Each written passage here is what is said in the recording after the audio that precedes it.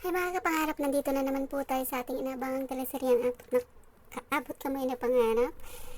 Dahil pumunta itong sila Doc Annalyn at mga kaibigan nito sa birthday o sa baby shower ng anak ni Doktora Minor o ng baby niya na nagbubuntis.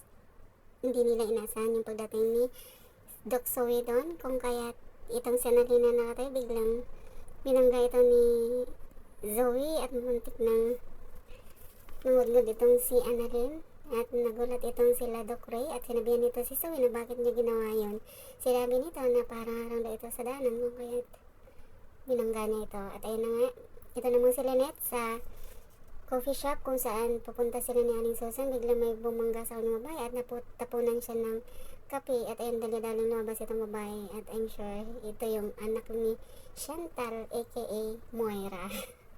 Si Moira yun, I'm sure yung bumangga sa kanya na anak ni Chantal. At ayun na nga, biglang nagulat itong si Aling Susan bakit basa itong si Lynette at nabasa pati yung kanya mga lista na bibilhin sana nilang dalawa.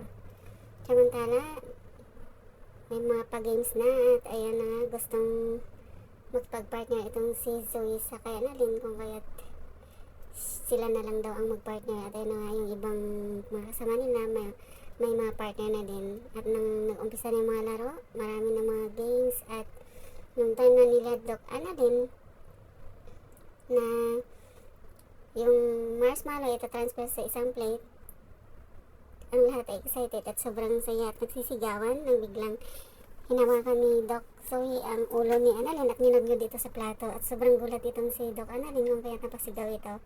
At ayun na nga, galit itong si Doc Annalyn bakit niya daw yun ginawa at inawat sila ni Doc Kitty dahil sinabi ni Doc Kitty kung balak lang naman nila mag-away sana naman doon na daw sila sa mayroong ring at sinabi nito na nakakahiya daw doon sa kay Doktora Minor.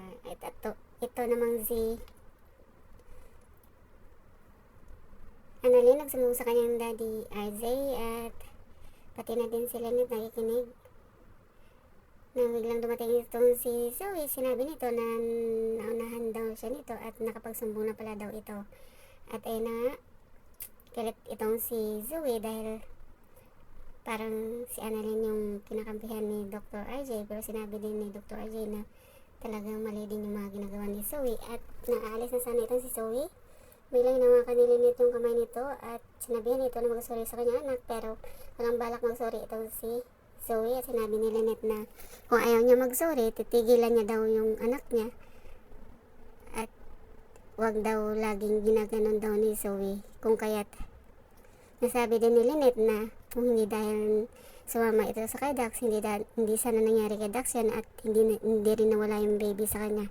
Kung kaya tumakbo ito si Zoe at sobrang nasaktan nito at iyak ito sa isang sulok. At ito namang si Doc Annalyn, sinabihan ng kanyang nanay na bakit nasabi pa ng nanay niya yun, sana hindi na lang daw niya sinabi yun kay Zoe. At ito namang Zoe, humihingi ng sign kay Dax dahil mas gusto niyang maranasan ni Doc Annalyn yung mga naranasan niya at gusto niya mawala si Lynette sa buhay ni Annalyn. At ayun na nga, parang may binabalak na naman itong si Zoe, guys. Abangan niyo ang susunod na kabanata. Please don't forget to like, subscribe, and press the bell button for you to notify in my next video. Thank you so much, guys, and bye!